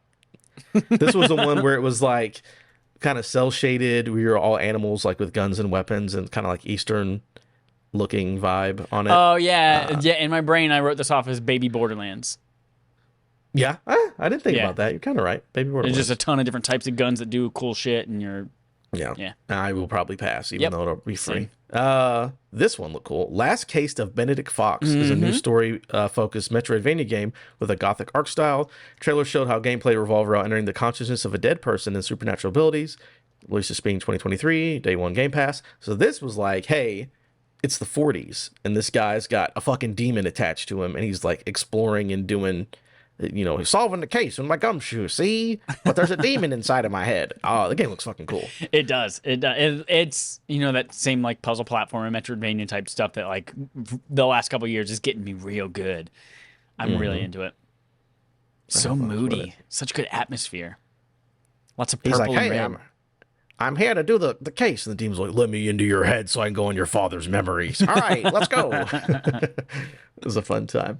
Let's see. So this one, we're going to talk about this one. As Dusk Falls is the first game from Interior Night. Features rotoscope graphics and will be interactive drama playable with up to 8 people. Releases on July 19th on Xbox Game Pass. So this was a game that was looked like a motion comic. I think that they showed last year. People were like, what the hell is this? And apparently it won an award from Tribeca Film Festival. But when we got the news of playable with up to 8 people, I'm like, oh, this is a supermassive game if art house people made it. Exactly. That's what it sounds like to me. That's what sold it for me. As soon as I saw, multiplayer, yep, 100%, let's do this. Game Pass day one, get the boys going, let's go. We could do that. We get the boys together and play. And it's like, this is so artsy and fucking like, oh, I'm going to tell a deep, weird story. But I'm like, 8 people does sound like a good time. So, very interesting. Tribeca, what a move. We wanted aboard at Tribeca. Not 2 Becca, not 4 Becca. We got Tribeca. Tribeca. You know who wasn't there? That actor from 40 Days and 40 Nights. Let's see. Naraka Blade Point is coming to consoles for the first time with crossplay confirmed and a new campaign mode. Releases on June 23rd, 2022. Another game from Asia that has 60 million players I've never fucking heard of before. This was one of 2 games that they advertised. Join 10 million players in blah, blah. They literally said that exact line in this and then in something like 3 minutes later. I'm just like, it doesn't look interesting, but again, I'm sure it's huge, and I won't play it. It doesn't matter. Yeah, they described it as it's a battle royale, I think it was, with a bunch of different abilities. Like sword stuff. Interesting. Look at it. Obsidian. They're doing another Whoa. one. Obsidian revealed their next game, Pentiment, as a narrative crime story set in 16th century Bavaria. Pentiment follows Andreas Mahler, a traveling artist who stops at an abbey to make an illuminated manuscript, but the story takes a turn when Andrea's mentor is accused of murder. You got to solve the case. Could take up to 25 years, and your main character will keep being caught up in incidents. But it's like, think of again, what century? 16th century. So like anytime like a knight was like reading a book, like that kind of illustration. Yep. But you're playing the game in that illustration mode. It looks very cool. Bold choice. Art style. I hate everything about it. Very bold. Yeah, I don't know how. But again, it being free and like maybe I'll check it out. But like this is definitely swinging for something that I don't know if I like, but it could end up actually being cool. I think the thing that was most repelling to me was it's an Obsidian game, so lots of reading and dialogue choices and things like that, and there are no voice acting, obviously, but the font that they use is not a font that's really easy to read. Yeah, it's got to fill in while they're talking. Well, it's filling in while they're talking, which is fine, but it's just like the script. It's like Old English. Scripting, Old English. Yeah, it's like it's not easy to read, especially when you have to read paragraphs of which one of these do I want to respond with. And if the game is all reading, and no, pass, 100% pass. Yeah. Get out of there. I hate it. I'm sure 7 people at Obsidian made this game because that's what Obsidian does. They're like, hey, you 10 people, you want to do a thing? Go for it. Yeah. So, but again, I'm not paying them for it, but I'm with you. I'm like, I don't know. This is a bold choice, Cotton. We'll see if it pays off. Grounded is finally leaving early access in September. There you go. Game's fully out. They even said the story's complete. Hey, Chad, we know you tried to talk shit about the story not being in early access day 1. The story's out, Chad. So I'm excited to go back to this, play with the kid, because there have been like 7 updates of like tons of new content, and now the story's done. So cool. You know the only bad thing? Well, I was not a fan of this game, but the terrible thing about the design of it, I don't know if it's still this way, but like all of your progress is saved to one person server. So like I remember we were playing for game night when it first came out, and there were like 6 or 7 of us playing, but it was all saved to Matt from Rhode Island's server. And if Matt wasn't playing, you couldn't do anything. You couldn't get on that Or server. if he decided he I didn't haven't like played that game anymore, all your progress is lost, and you have to it's start all over. gone. Yeah. I haven't played it in a while, so I don't know if that'll be fixed or not. But it's coming out early access, so it'll be full game. Let's see. Ereban Shadow Legacy, set to release in 2023, confirmed day one Game Pass. This was the game where like the robots were chasing the girl and she could turn into like a shadow. Oh, this was sneaky robot stab. This was sneaky Yeah. robot stab. Not the other one that I said was sneaky robot stab. I'm into this is sneaky robot stab. This is stealthy sneaky robot stab. I liked it a lot. It seems pretty cool. I want to know more about it. I think it's from Raw Fury. So that'll be good times. This one, because so at this point I was like, after we saw Pentiment and we after saw Erebon and Naraka, basically coming off Naraka and then Pentiment, I was like, all right, we're getting a little bit of a lull. And then it was like, oh, hey, the Necromancer's here. I'm like, oh, well, here we go. Diablo 4 showed off the new Necromancer class as its last class confirmed for the game. We saw new gameplay played on an Xbox of the new character casting blood and bone spells, as well as summoning undead minions. Diablo 4 will release next year with crossplay and cross progression on all the consoles and PC. So that was a very good pick me up at that time. I was like, oh boy. Very the into minute we this. saw that character, I'm like, oh, that's literally the Necromancer from fucking Diablo 3. Like, what are we doing here? Yeah. How do you feel? Because you're the big Diablo boy. Yeah. I was very into this, and I cannot remember if we've seen gameplay from this, but this was surprising to me and shocking to me that they went. There's a lot of gameplay in this. Yeah, it was. I love the darker, grittier art style that they went back to. I know a lot of people complained around when Diablo 3 came out, and they're like, this is like cartoony, wow looking stuff compared to like the grittier, darker Diablo 2. And so to see the fact that they like made a hard U-turn and went back that way for Diablo 4, I'm really into it. In fact, it made me immediately say, ooh, why am I playing Diablo Immortal right now? I don't want to play something that looks like this. Your love affair with Diablo Immortal might be over, huh? Honestly, I had that exact thought. I was like, I kind of want to go play now Diablo 2 Remastered and then Diablo 4. I don't want to play this anymore. So, I'm very pumped for this. The fact that it's coming in the next 12 months is very exciting for me. I can't wait. You can register to be a part of the alpha as of like 2 days ago. So I've definitely registered for that. Very cool. Yeah. I'm very excited for Diablo. That'll be cool. I mean, my first one I really like play at launch, so that'll be a fun time. Sea of Thieves Season 7. You can be a captain, buy a ship. All your more stuff for Sea of Thieves. Sea of Thieves is cool. I like it. This is a fun little song. I liked this trailer a lot. This was the second thing that said join 10 million players in blah blah blah. It did. Yep. It definitely did. Ravenlock is a 2023 release that'll come to Game Pass on day one from the makers of Echo Generation. By the way, if you like Stranger Things, which is season 4, everyone's excited for the Stranger Things. Echo Generation was the game that they did last time. I believe it's still on Game Pass. It's just fucking pixel art Stranger Things. So check that out. This new one looks like, hey, girl goes to Fantasyland and has a pixel art adventure. It looks a lot like Alice in Wonderland, like in this 3D pixel art kind of thing. Especially like the queen at the end, like hanging over the thing. Yeah, for sure. Yeah, but also like the rabbit and yeah. Seems like there's a cool studios, but I don't think a lot of people played their games. I think people should check out Echo Generation before this one comes out. Cocoon, excuse me, is a new sci-fi puzzle game from Geometric Interactive and lead gameplay designer Jippe Carlson. Jippe. Jappe, whatever. Unlike Carlson's previous works, Inside and Limbo, this new release set in the bright sci-fi world alien planet. Cocoon is set for 2023. So basically, it's like, the dude who did Limbo and Inside is making a new game. Yes. This is where my internet started to go out every couple of minutes. And so my stream stopped, and then I had to load it up on my phone using LTE, and I was bouncing. So I missed some of like the rest of this stuff, but... It's just like you jump in balls and then like you go into another world, but you're like inside the next one. Very colorful, and like you're doing like puzzles and jumping around and messing with balls and stuff. Wolong Fallen Dynasty is the new game from Team Ninja set in Chinese Three Kingdoms period. The reveal trailer seems to hint the game will mix historical and supernatural elements, including mythical creatures like dragons.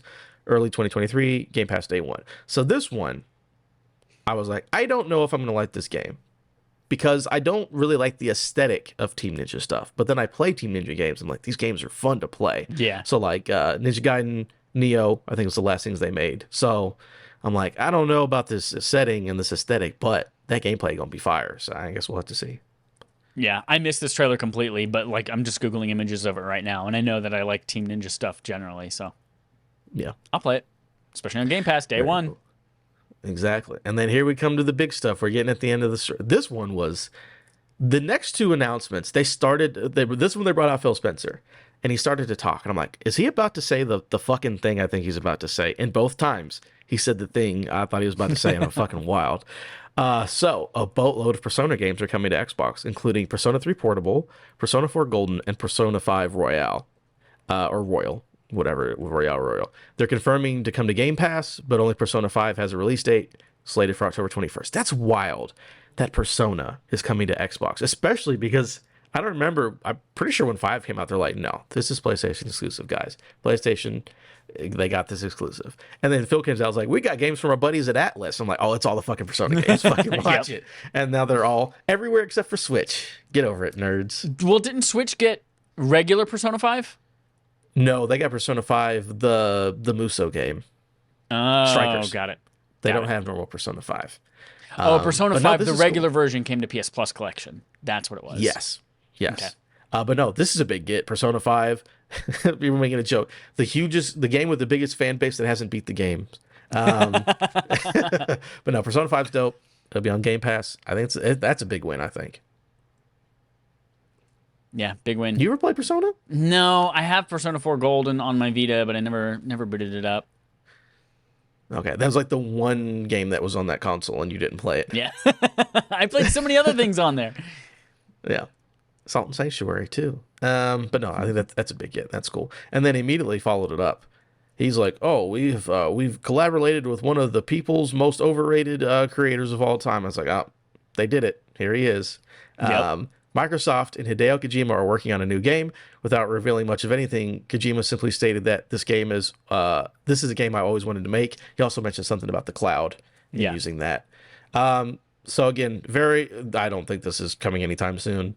But Kojima and Microsoft are gonna make a game together. So there you go. And specifically, from what they said, it sounds like it's Kojima working with Xbox Game Studios, not Kojima Productions. Like, I don't think it's Kojima's studio. I think he's just maybe directing a game that is going to be like actually work. Like, I don't think it's going to be his company working on it. It's going to be Xbox Game Studios working on it. So he can do Norman Reedus 2, and he can also make this game at the same time. Exactly, right. Because Norman Reedus already said, I'm in a second game now. Yeah. So we'll see. But those two, I was like, that's a big get. People are going to be excited about that. Even though I don't joke about Kojima being overrated. I don't like Kojima that much, but I understand that's a big get. And then we get the last one. Chad, let me read through this, and then you can have your awful take or whatever. Starfield finally got full gameplay reveal we've been waiting for. The game seems to feature a much more grounded space exploration experience of exploring planets, shooting enemies, mining, scanning, digital lockpicking.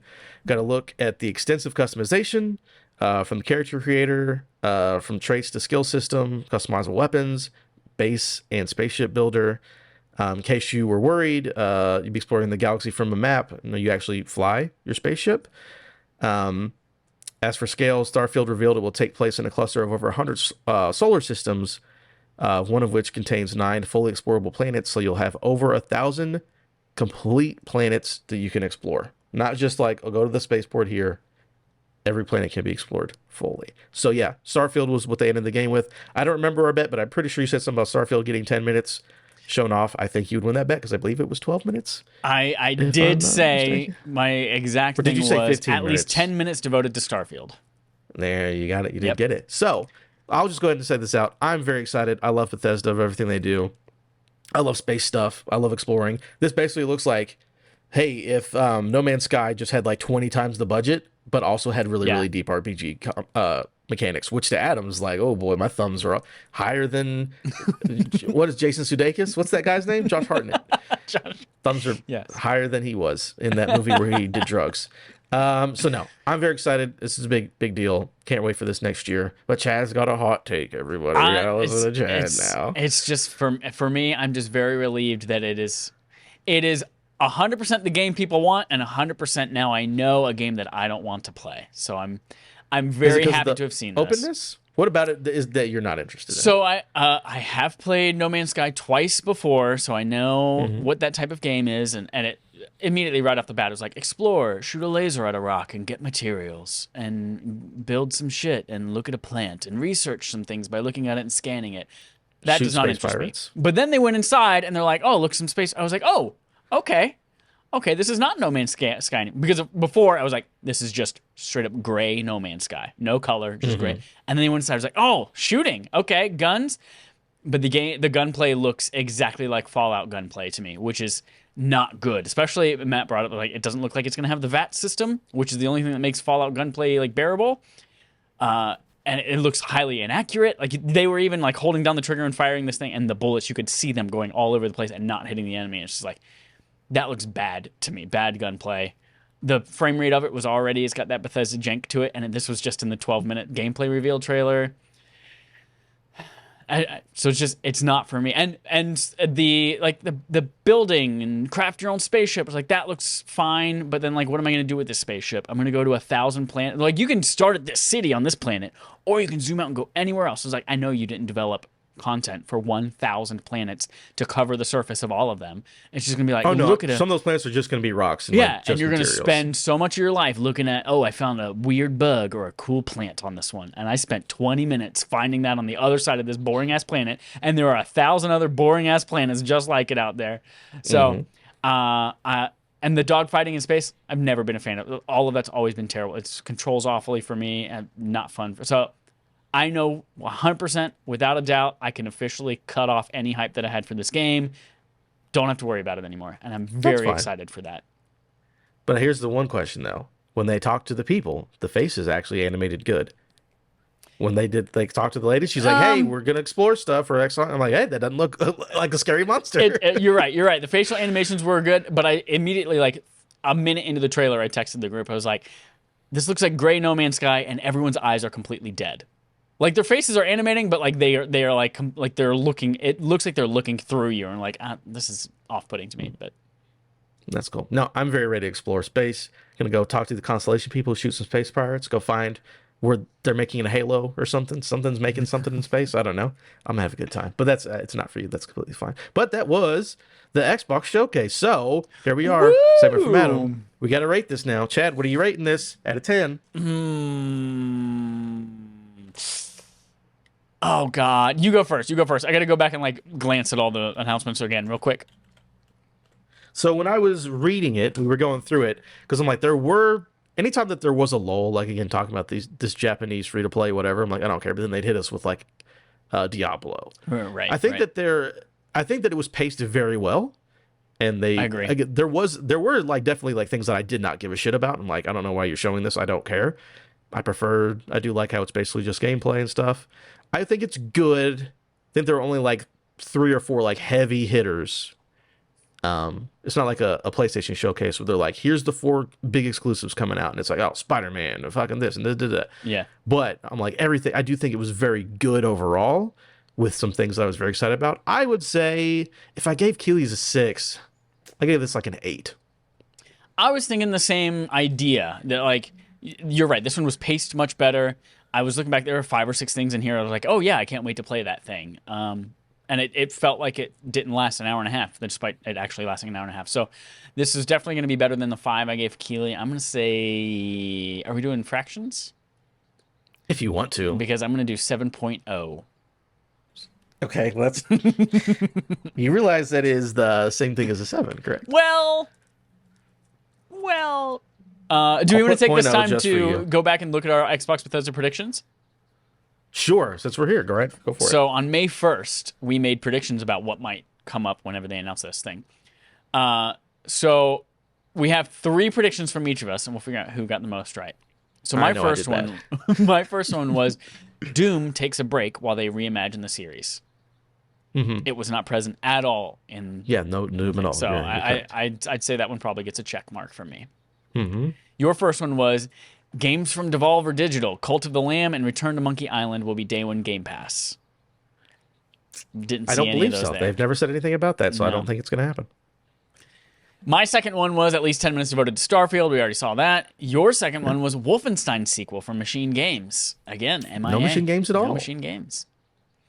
The third one, mine was everything shown coming to Game Pass. Again, we saw they were so close, but they were the two, Overwatch and Diablo, even though Overwatch is free, so like, whatever.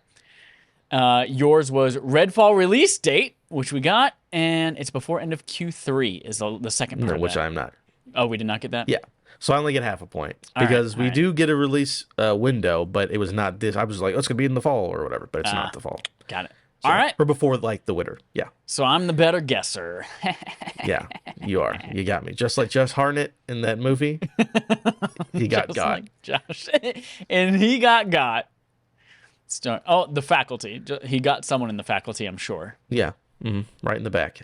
So we're almost through the whole show. Don't you people worry, fret.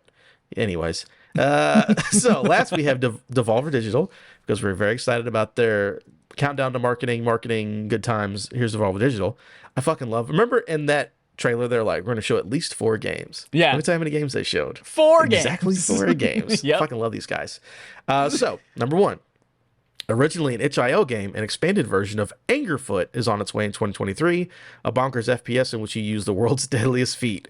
Angerfoot will have you battering gangsters, buying new sneakers, and upgrading your powers as you smash your way through sewers and skyscrapers alike. This looks like an FPS Hotline Miami where you kick the shit out of people. Yeah, 100% in. I saw this trailer. I was like, this, yes, dope. Give me, put it on my vein, on top of my vein.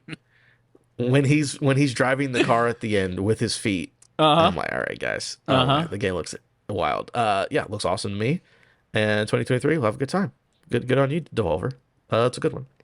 This one was fucking wild. Yes. When this trailer started, I was like, oh, cool. And then they do the switch. I'm like, oh, fuck. Anyways, Plucky Squire sees a beautifully animated storybook adventurer called Jot, who works out he can leap out of said book into the 3D world. So yes, he's on a long book on like a kid's desktop, and it's all 2D world, and you're going around and doing your little 2D stuff. And he gets to the edge of the book and is like, yo, and jumps onto the fucking actual desk. And it becomes 3D game. It results in one game with 2 very different perspectives. Inside the book is a top-down 2D hand-drawn adventure filled with mini-games. Outside the book is a gigantic world set in a child's bedroom. It gets stranger too. Different surfaces can become 2D spaces of their own, from mugs to lunchboxes. It will arrive in 2023 for PC, Switch, PS5, Xbox, This reminds me, is like, hey, Devolver, make a cute. Is it Link Between Worlds? What was the 3DS Link game where you could go against the wall? Yep. It's like that, but not on a handheld system. And I'm like, this game beats ass. Yeah. This was the number 1 game of that entire thing for me, was Plucky Squire. Of their 4 games that they showed. Yeah. This was fantastic. I saw that and I was like, oh man, this 2D game looks really great. And he jumped out and I was like, sold. How do I pre-order this? Go. And then when he jumped back onto the mug, I was like, the fuck is going on? Yeah. It reminds me of that Zelda game, except for it'll be a little bit prettier because it's not 3DS. Here we go. This is the one that I was talking about earlier. Cult of the Lamb mixes Binding of Isaac-like action with town management. I had no idea this game had town management, but you're making a cult and you're building a town up. In a deceptively evil world, as you build a demonic cult of animals to do your dark bidding and return an ancient world to the evil. It'll arrive for everything on August 11th. The demo is also available on Steam. So Cult of the Lamb looks awesome. Again, I didn't realize you were managing your cult, but apparently you're managing your cult. And then you get to fight stuff in like a 2D action top-down game. The game is awesome. This game looks insane, and I'm very in. I don't even mind the town management. Like, fuck yeah, do town. I will do anything with the right like lens or filter on it. Like, I will do a No Man's Sky game if it means that, like, I don't know, there are cool demons that I get to fuck up, or put the right skin on something and I'll play it. So yeah, town management. Because you know it's going to be fucked up, where it's like, oh, manage your crops, but like you probably like cut up people's bodies to like make sure you got enough bodies for soil or something insane. And I'm sure it's funny as shit too, so I can't wait. Yeah. Very, very good. This one I was not expecting, and I was like, holy fuck, this game looks like someone did acid and was like, play Tony Hawk. But it looks really cool. We've seen Skate Story pop up multiple times over the years. It's always made an impression. Ooh.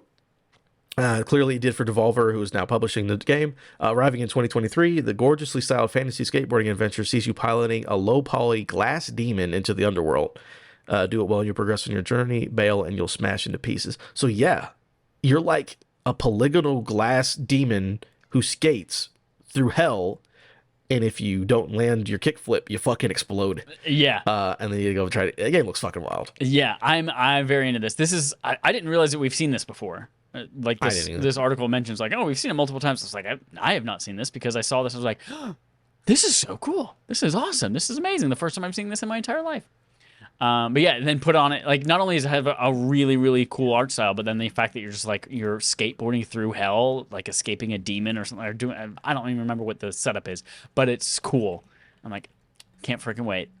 I will play that. Yes, please. Very awesome. So this one, Devolver, they promised 4 games and they gave us 4 games. What's your rating on this presentation? This not only had 4 games, all of which were bangers, 100% bangers.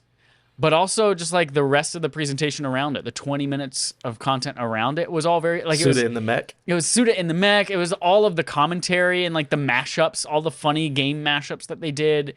Like I'm very, very into this conference. I'm gonna say this was a 9. Ooh, 9. Guess who agrees with that exact number? Yeah. Also a 9 for me. There we go. 2 9s. Perfect. Yeah. Again, it's like because we know what you're expecting, right? If you get a PlayStation, you get an Xbox, you expect a certain amount of things. Devolver, you're like, they're going to be weird or whatever. But it's awesome when they're weird and they also show you games that look fucking dope as shit. It's like, oh, this was a great, awesome surprise. So yeah, good. I agree with that. So just really quick, there's also other games. Future of Play, Wholesome Direct, Guerrilla Collective, IGN Expo, Day of the Devs, Netflix games. So again, there was literally probably another 200 games showed off. A lot of small stuff. I would just say Boyfriend Dungeon had DLC. That looked pretty cool. I love all of these things. Oh yeah, there's DLC for Boyfriend Dungeon. There's just cool. There's so much. I mean, there's too much. Yeah. So, but yeah, there's other. Again, we're clearly not going to go over those because we've already been on this for like an hour and a half. So yeah. So now that we have, I mean, I was going to say let's rank the things, but I think the scores kind of speak for themselves. Do you agree that we should just go with the scores we already put down for the ranking? Yeah. So our number 1 showcase, Devolver Digital. Number 2, Xbox Bethesda. Number 3, Keeley's Naughty 3. Naughty 3. Here we go. Dirty. That's the official big time ranking. That's Adam's segment. We finally, after an hour and 20 minutes, we finished Adam's segment. Woo! If we were to plug in last week's Sony State of Play, where do you think that slots in here? Sony, for me... What was the big one? There was the Resident Evil, There's Resident Evil stuff. There's the PSVR stuff. There was what was the Final Fantasy 16? That goes above Keeley. Definitely above Keeley. And I think for me it's above Microsoft too. For me, it's really close to Microsoft. That would be a conversation of like which one of these was better. Yeah. Because just for me, I just don't care about that Capcom stuff, but I think it's still a good look. So it's like we could have a conversation there. So I think it's like Xbox and State of Play are like swirling around each other, like sniffing each other's butts like dogs do. And then Keeley's just like in the back of the house, not paying attention. And then Devolver's just like leading the way regardless. So yeah, I think that sounds about right. But yeah, there you go. That's the main quest and also the only thing because that was so much. But speaking of so many things, playtime. Here we are. Chad, what have you played? Because I've been talking for literally an hour and 27 minutes. Lots of Ds. Yeah. Yes, so many Ds. So today, as I kind of mentioned during the Microsoft thing, like my internet started to go poopy pants for a couple hours. Like it was every 2 minutes it was going out. So I was like, all right, the Microsoft thing's over. What do I play now? I can't play Diablo Immortal. I can't play unless I like go to LTE. My LTE's trash in my apartment. I can't play Destiny. It's like, you know what? It's time for me to play something new anyway. Something different change of pace. So I was like, let me bust out Deathloop. Ooh, there you go. Remember Deathloop from 2021, right? Or was that 2020? Last year. Oh yeah, it was last year. It came out last year. Mm-hmm. Yeah, so I was like, all right, let me get into this, and I've put like an hour 15, hour 20 into it today, so far, and I'm very into it. I'm very into the back and forth between your character and Juliana. Yep, I love how she's talking through the controller, and I'm talking on and it's just very well written so far. So and I'm enjoying the stealthy, choose how you take people out, choose how you get across things, like having a good time with The Deathloop hands so don't far. bother you? No, the hands are the appropriate size for the character models. Because that's arcade, you know? Yeah, You hate their hands. yeah. I'm glad you're liking it so far. I like the game a lot. Yeah, I'm into it. And it was already downloaded, so I was like, yeah, let's do it. Diablo Immortal. So here's the thing. I have thought about Diablo Immortal every day since I last played it and talked about it on the show. I've thought about it every day. But I had played it 0 times since I last talked to you about it. And I was really You high didn't even on it. log in for your daily? Didn't even log in for my daily thing. Because here's the thing, I don't like playing it on my phone necessarily. Like, I don't like playing things on my phone. Like, small enough screen, and it's like, I'm getting text messages while I'm doing it. That's why I like the iPad mini. It's a little bit different experience, a little bit bigger screen. But I went to go get a pedicure the other day for the first time in my life, and I was like, this thing is awesome. Is that the feet or the hands? That's the feet. And they do your feet. But it was at this place because, American males, we are so self-conscious and insecure in our masculinity. I had to go to a place where it's like, this is called Hammer and Nails, and it's where men who are exquisite go and get their shit done. And you can get a haircut. Big men get their nails done here. Yes. And it's like, it's 100% that energy when you go in there too. It's like, this is for extraordinary dudes. And you come in, you sip, they make you cocktails, and you drink a cocktail while you get your feet massaged and get your nails done because you're hiking and you're a fucking man.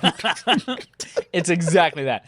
But I was there, and they're like, I was, I booked like the regular pedicure, and like, oh, so this is your first time with us. We're actually gonna give you the pedicure for free, and also upgrade you to the super deluxe, super luxury version that's an hour long. And I was like, oh fuck. I didn't plan on being here an hour, so I don't know what I'm going to do. But they're like, there's a TV in front of you, and you control it with this clicker and wear our headphones. I was like, no.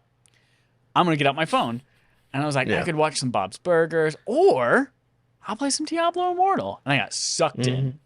I was playing Diablo Immortal for the whole hour. It went by so quickly while this woman was just like doing my nails on my feet and massaging my feet and putting them in hot bags of salty, gooey things and scraping them and all this shit.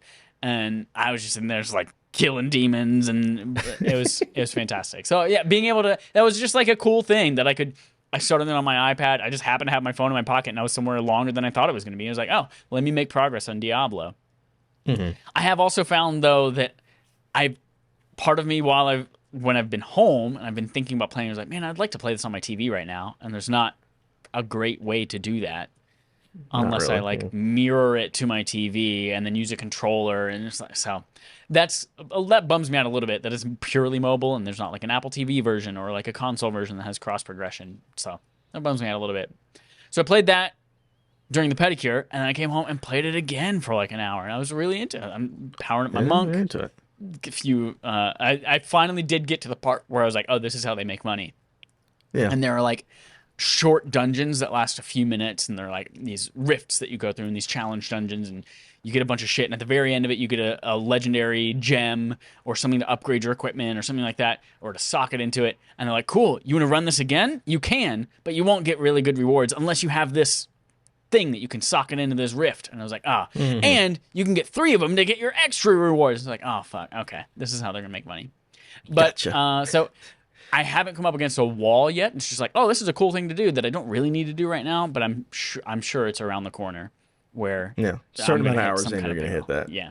But so far I'm still having a good time with it. But again, after seeing Diablo 4 today, I was like, I don't want to play this anymore. I don't want to play this cartoony looking art style. I want to go back and play Diablo 2 Resurrection, or Diablo 2 Resurrected Edition, or whatever it was. Yeah. Or Diablo 4. So did that. Again, still doing Destiny 2, all that shit.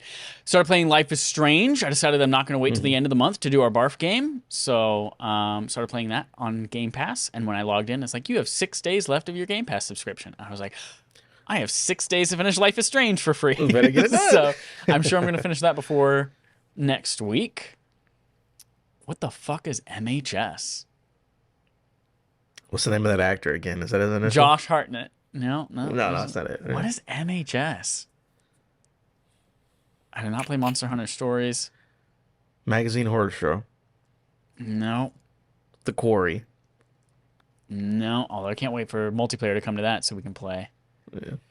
I don't know. I played whatever the hell MHS is. I played that too. So cool. Oh, that was the demo. Metal Hellsinger. that demo Oh, that's okay, out. Hellsinger. Gotcha. That's it. That's what I played this week. Very cool. Me, I did play stuff. I just didn't write it down. I got back into Elden Ring. I was like, sure, let me clear out Khaled? The red place with the DJ big Khaled. fucking... Yeah, DJ Khaled was there. He was screaming another one. That's the place with the big crows and the big fucking dogs and shit. And I beat Radan? The big dude that everyone's like, he's so hard to beat. The big dude with the two swords. He's a massive man. He rides a little itty bitty horse. I beat him. Okay. I almost beat him on my first try. He's at like 3% health and he hit me and killed me instantly. And I was like, son of a bitch. But I got him on like my fourth try. So that was pretty cool. I was like, cool, I figured out this area. This is the guy who you can see his dick, right? No, he's riding a horse. That thing under him he has a horse. He has a little emaciated horse that he uses gravity powers to ride. But there is. It looks like a penis. No, he has a penis. Hold on. Oh, he has a penis under there? I don't know. I'm Googling Rodon Elden Ring dick. I was too busy stabbing him in the ass. I didn't know that he had a dick. No, that's the heart. I'll find it. Yeah. Okay.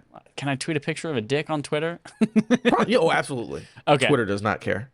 But yeah, no, it's just a funny fight because he literally rides that horse around like it's a skateboard.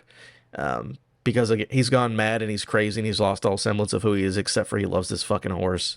And he learned to control gravity so he could ride his itty bitty horse, even though he's 3,000 pounds or whatever. Whatever. I played Elden Ring. It's whatever. Maybe I'll beat that one these days. And then, nothing else really. I didn't play any other games. I did watch more Burn Notice. Let me tell you about this. Guess. I'll give you one guess. An extremely famous actor, been in the MCU. Maybe that'll help as a main character. Done a lot of stuff. Very famous actor. Is a dude. A black dude. I'll even give you that. Was just in the last episode of Burn Notice that I watched, just as like the fucking dude. One guess. Michael B. Jordan? Absolutely. You got it. Nailed it on the first one. See, I knew that because he was also in Parenthood as one of the daughter's boyfriends for a while. That was his very first role, was Parenthood. I just looked at his IMDb earlier today. Yeah. It's so funny because I knew that it's he did that kind of TV stuff. Yeah, it's like Parenthood, and then it's like The Wire, 30 episodes, Burn Notice, 1 episode. Like, what is this dude's career? But yeah, I just saw an episode of Michael B. Jordan in Burn Notice. That was a fun time. Loving that show. But yeah, that's it for me. I'm going to play. I was going to start Life is Strange, but I was like, I'll wait till the end of the month. And now you're like, I'm playing it right now. So like, well, maybe I can play it right now then. But yeah, that's it for me. Dope. We've got one last thing before we round out the episode. It's called Game on Game Show. The Game on our gaming show. We play a game called Game On. The gaming show on our game show. Game. We have a new game today, Adam. Mm-hmm. You know what next Sunday is when we record? It's 2 holidays. 2 holidays. Oh, that's right, because it's also the 19th. It is Father's Day and Juneteenth. Yep. In my brain, Juneteenth is that Monday because that's the corporate holiday that we have. Well, that's when you get the day off. Exactly, yeah. But Father's Day was the one I was thinking of. And so so we're not going to, like, by the time people are listening to next week's episode, it's too late. So today we're going to play a Father's Day themed game called Who's Your Daddy? The Paul Blart Mall Cop role-playing game. Okay. I've got questions, but I'm just going to ride with it. Not worried about it. Here's the setup. You're in a large shopping mall. You are Paul Blart. You're walking around. Okay. You're on your little Segway. Sorry, not walking around. You are Segwaying around. Mm-hmm. And one by one, you are coming across children who have been separated from their parents. They're crying. Okay. For whatever reason, they are no longer with their dad. And they will not tell you who their dad is for one reason or another. We'll find out soon. Mm-hmm. And so you have to try and figure out who to look for to reunite this kid with their dad based on information either about the children themselves or things that they tell you. If you match the child with the wrong father, you get one guess in this game. If you match the child with the wrong father, something bad happens to that kid based on whoever you might say. Yeah. I've got 3 kids you're going to find in this mall. Let's go. Child number 1. Here's the setup. How funny do you think it is that I've seen both of those Paul Blart movies and one of them in theaters? Oh, I've seen the first one for sure. I hope you saw the first one on like rented it at Blockbuster and you're like, this is so good, I need to see the second on day 1 in theaters. I think 2 they go to Vegas. But anyways, continue. That's great. Child number 1. Here's the setup. This is the role-playing game part of it. Because again, I've been listening to a lot of the Adventure Zone. Yeah. You hear a wail from a men's bathroom stall, and upon entering, you see a young child in some sort of clown mobile. He's crying hysterically to the point that you can't make out what he's saying, but you gather from his pointing and his gestures that he was chasing someone or something that seems to have escaped down the toilet and into the sewer. It seems that in the chase, he got separated from his father. The child blows their nose into the handkerchief around their neck and comes in close for the comfort of a stranger's hug. But as soon as you embrace, you feel a sharp stabbing pain in your arms coming from what he's wearing. Who do you seek as this child's father? What? I've gone so many. So this is video game related, right? Yes, this is a video game character. We are trying to figure out their video game dad based on the clues from the setup. Yeah, that doesn't. I was gonna say it just because I'm like toilets and fucking clowns. There we go. But it's not a video game character. Oh shit. I want to say Sweet Tooth, of course, because of the clown thing. But then the toilet and the handkerchief and the spikes. I have no idea what that clue is. Well, let's recap. Let's recap the clues because you mentioned a couple of them so far. So the main clues: he's in a clownmobile. Yeah, clownmobile. Okay. Yep. You can't make out what he's saying. Mm-hmm. Chasing something or someone that escapes down a sewer pipe. Yep. Has a handkerchief. I got it now. Whatever he's wearing is sharp and stabby. Yes. I assume this is one of Bowser's 8 illegitimate children, so this must be Bowser's, must be the daddy. Bowser is the dad. Yes, you've correctly won. Yes, Bowser's the father. You've reunited Bowser Jr., which is technically his only child. That's right. The Koopalings are bastards. That's right. That's right. So yes, you have saved Bowser Jr. and reunited him with his father. Congratulations. Okay. All right. 2 more. This one I'm not sure you're gonna get, but I think you might. I think you might. We'll go. Okay. We'll see. Come across a little girl whimpering quietly in front of the entrance of a Red Lobster, holding her knees to her chest as she repeatedly clasps and unclasps a hair clip that she has in her hand. When you ask her why she's crying, she explains that she was with her dad, and they were going around placing her butterfly hair clips all around the mall in order to, quote, set all the butterflies free. When they went to put the last hair clip in front of this seafood restaurant, her daddy's face got really scared and he disappeared, and she hasn't seen him since. You can see that her hand is wet, and though it doesn't seem like it's from wiping her tears, and she also, on her forearm, has several small, perfectly round red suction marks, almost like hickeys, spaced evenly apart. Who do you seek out as this child's father? What? Okay. Clearly, dad's scared of lobsters or something, or maybe something to do with seafood or fish. The suction hickeys remind tentacles or something. All right. The hair, I don't get the butterfly hair clips and leaving those, setting butterflies free. Run me through the clues and I'll see if I can figure this out. So the clues are she has the hair clips, the idea of wanting to set the butterflies free, the seafood restaurant, and the suction cups. Yeah. At first I wanted to say Ellie because of the butterfly thing, right? Okay. Is that what the group that's looking for her? And the fireflies are looking for her, but though she has a moth tattoo. That's right. None of that is Ellie then. That doesn't make any sense.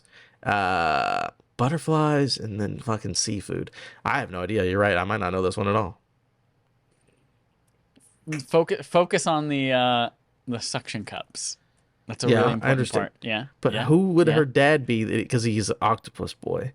That doesn't make any sense to me. You know? Or some sort of crustacean. I understand where you're going for, but I don't know who that is. That's my only problem. Is it Davy Jones? It is not Davy Jones. So you seek out Davy Jones in the mall and you find him. And Stacy won't confirm or deny whether that's her dad, but you do hand Davy Jones Stacy. Yeah, I'm Paul Blart. I don't give a shit.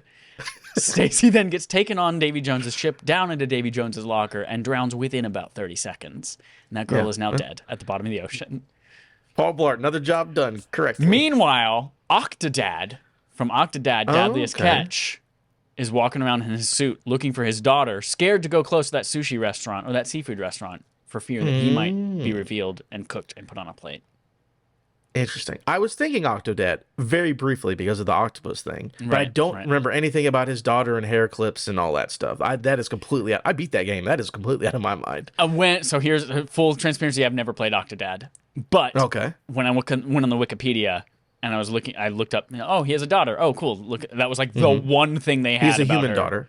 He has a Yeah, whole human daughter. family. Yeah, Yeah. and that was the one thing they had about her is that she there's like apparently something in the game or maybe even in the second I game think you where do like collectibles or something. she places butterflies all over the yard because butterfly clips all over the yard because she wants to set them free. So Okay. I had never played the game, but apparently that was a big thing for her.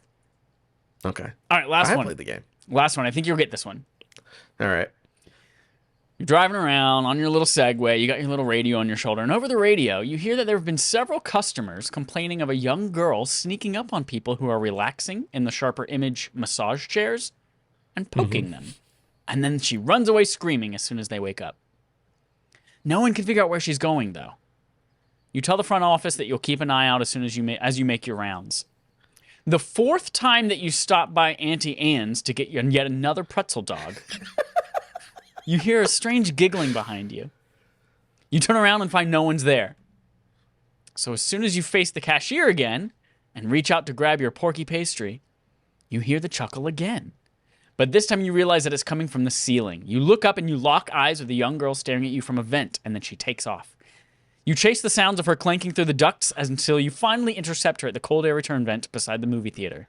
She won't tell you any information, only repeatedly shouting the words no and bubbles. Who do you seek as the child's father? No bubbles. What the Chad, you're a madman.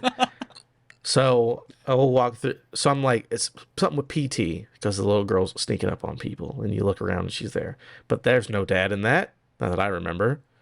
And then bubbles and stuff. So what are the clues? We have a girl sneaks up on people, pokes Girl people. sneaks up on people and pokes them. Uh-huh. She realizes they are awake, and she runs away. And then runs. Yeah. Hiding around in the vents. Mm-hmm.